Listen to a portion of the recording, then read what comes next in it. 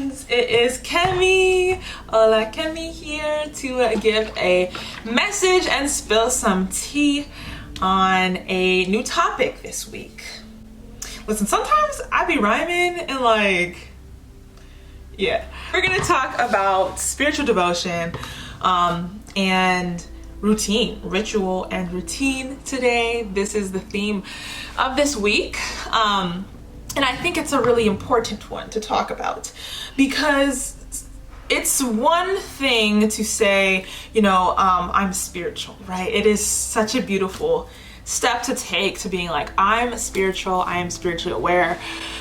Sorry, the floor is really hard. But it's one thing to say I'm very spiritually aware and I'm spiritual, but it's another thing to actually have a spiritual practice. It's one thing to be devoted to a spiritual practice, right? And I always say spirituality extends offline. It's very easy to get caught up in being spiritual for social media or for the timeline, right? Very, very easy to get caught up in that. And we want our spiritual practice to be grounded in reality. We want our spiritual practice to carry offline, especially as a lot of things become trendy. Oftentimes it is not necessarily devotion isn't necessarily prioritized or something that people really talk about, right? And when I talk about spiritual devotion, I mean having that routine, having that ritual, having a strong foundation for yourself, but also a strong spiritual foundation, right? Because ultimately it's that devotion and that spiritual foundation that brings you the stability that you're looking for in your life. And honestly, it's not easy. Being devoted, being disciplined, and following other elders isn't necessarily easy. It is not necessarily for everyone. But I think having at least your own thing that you can be devoted to is important, right? Because you need to hold yourself accountable. You also need to just allow yourself to be comfortable and stable and know that you can rely upon something within yourself, right? And so if you have your own spiritual devotion, you know that you can be on time, you know that you can be responsible to self, you know that you can take care of yourself. And again, it's not easy. There are certain periods of time where we will slip on our spiritual devotion and slip on our spiritual discipline. And usually it looks like various struggles with emotions and struggles staying grounded, and that's okay. We have those periods of time, that is okay. It's just always great to get back into spiritual devotion so that we can be emotionally stable, or as much as we can be, right? It's important to feel rooted and grounded. So that is what I think we need to emphasize, especially as we go through these next couple of years where spirituality is going to really boom and become even more trendy. We have to get people to actually be doing the work in their communities and offline, right? You want to have some spiritual foundation, and honestly, my spiritual foundation is heavily emphasized in the mornings and at night. During the day, I go through and I do my work, but my spiritual devotion times are specifically for me to connect with myself spiritually, to connect with my guides, my ancestors spiritually, and to reset, re-cleanse, and restore. I talk about restorative self-care a lot, as well as soothing self-care. They are two different things. My therapist brought them up to me one day and I was like, that's exactly what I've been looking for, that specific differentiation between the two. Restorative self-care is that spiritual devotion. Restorative self-care is it is proactive rather than reactive. And again, soothing self-care is reactive, but it's still necessary, right? At certain times. It's just restorative self-care keeps you elevated. It restores your energy. It fills you. It makes you happy, right? It brings new life into you. And so with spiritual devotion, you are continuously restoring yourself. You're continuously putting yourself forward, and putting yourself first, essentially. In a healthy way, right? We want to be healthy when we do these things. And so when we talk about spiritual devotion, we can start with maybe a morning routine, right? A morning devotion. I call it morning devotion. We can also start with a nighttime wind down period. I love that my therapist said a wind down period because I was like, yes, that is amazing. You can also do both. You can also have specific days where you do spiritual cleansing and spiritual baths, something I really recommend. Stay routine, right, with those spiritual baths and cleansings. You can have a day where you clean, a day where you cleanse. You can have a day where you spend a lot of time with your ancestors. It is Devotion is having that routine and that discipline, that ritual, while you're still doing like the healing work throughout the day, right? Being very intentional with everything you're doing is what brings you that stability and foundation that you want, right? The spiritual devotion can also be attending groups, book groups, or with other spiritualists. It can be following your elders. Like I have various elders. I make sure that I'm listening to their podcasts when I am cooking food, or I am asking them questions. There's a lot of different spiritual devotion like methods, but the key is find a structure, find a ritual, and try to be devoted to it. It is not easy to do right away, so don't just jump in like suddenly and randomly. It takes time, but still the goal is to release old ways and begin a new path, and you want to do that slowly. So maybe just add one thing into your daily routine, right? Maybe you add journaling at night to release, or and let go of everything that happened throughout the day. Maybe you implement that morning wake up in prayer, right, and meditation. So it's really up to you what you want to implement first, but if you do struggle with routine and devotion, I would recommend starting with one thing at a time and then building up. I would also recommend reframing the way that you view things / look at things, because like I will be like, oh, I need to do this, oh, I should do this. Those words need and should hold a lot of judgment. And my therapist actually recommend that I be gentle and easy, compassionate on myself, and that means I have to kind of switch around the words that I use, right? So instead of saying, oh, I should be doing this, or I need to get up early in the morning, I should see there, it would benefit me to say something more positive, like it would benefit me, right? So, and when I need to get up in the morning, I say it would benefit me to wake up in the morning because I will have a stable day that day if I am able to get up and do my devotion, rather than I should do that, right? It holds a lot of judgment. So make sure you're reframing the way that you think about devotion and discipline, so that you can have a better outlook on it and are more motivated to do it, right? If you put a lot of pressure on yourself, you're very hard on yourself, you may not want to do it, okay? So just be easy on yourself. In terms of devotion, like some things that I do, I'm specifically going to share my devotion routine or parts of it, so that you guys can kind of understand how my devotion time works. So every morning I wake up at 7 in the morning, and my thing rings and it goes ring, ring, ring, ring, ring, time to get up. And devotedly, I wake up and I hit the snooze button, because that's a part of my devotion routine. I slowly get out of bed. I do not check my phone. And what do? I go to the shower. I take showers in the morning and at night. I used to not do that, but I've recently been instructed to by my elders, so that I can prevent like sickness and stuff like that in my space. It's a more spiritual prevention for sickness, for me at least.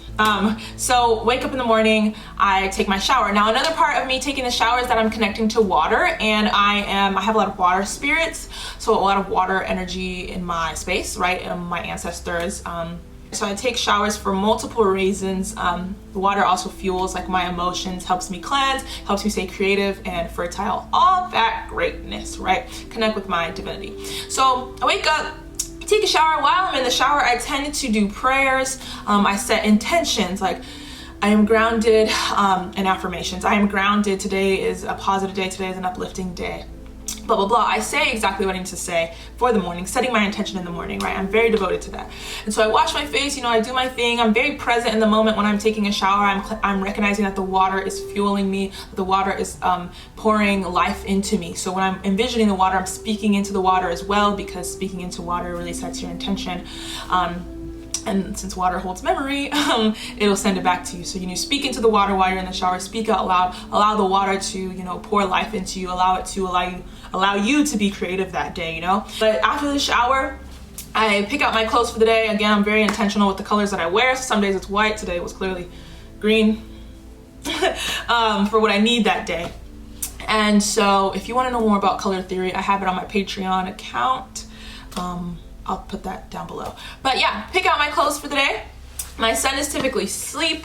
Yeah, love that. But after I do my shower and stuff, I go to my divination mat. I have 2 altars. I have one for my ancestors, and I have one altar, like my Ifa altar, my like shrine stuff for Ifa. And so I go to my mat on the floor, and I do my prayer in the morning. So I obviously have pretty specific prayers that I do. I give like reverence, deep respect to my ancestors. After that, I read 10 pages of my book, take my notes I've taken in my daily knowledge, fueling myself with knowledge. Every morning, I take a bitter leaf, I eat it, and as you chew on bitter leaf, it turns a little sweet, and it's just kind of a reminder, like in the morning I took one bitter thing, so like now nothing else can be as bitter as that, right? I'm like, ready to go. I can take on the world, right?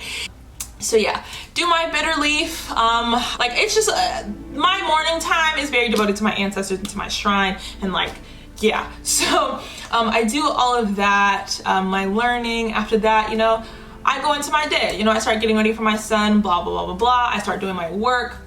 I typically, on Mondays, I have a ritual where I go to the florist and get flowers for myself. Like that's a part of my ritual on Mondays. After that, I go to therapy. Like I have this devotion dedicated time because this stuff like that people may not think much of, that is my spiritual time to connect with my spirits, my ancestors.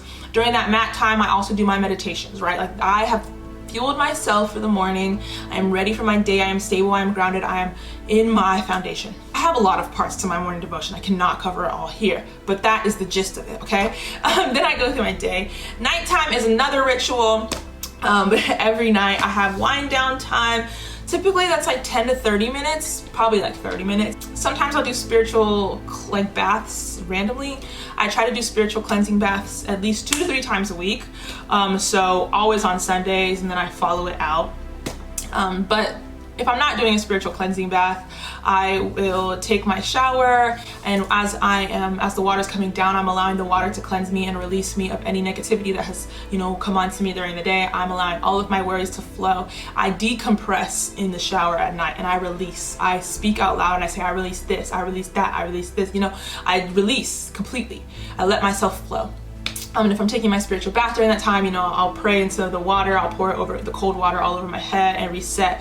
And while I'm in the shower at night, I'm also praying again, just saying, ancestors, like I want to see my dreams tonight. Like, please let me see my dreams. I always ask at night for my ancestors to help me wake up in the morning to do my devotion as well. But at nighttime, I do that whole ritual. You know, I do my nighttime ritual. Then I hop in my bed, I take away the phone for at least 10 minutes as I'm building up the time away from my phone. And I just write in my journal for that time. And you know, I write. That it would be like a nighttime wind down. You basically just want to wind down, calm down, get everything, you know, zoom. I typically start my wind down period around 8:30, maybe 7, and I allow myself like 2.5 hours to just wind down and relax.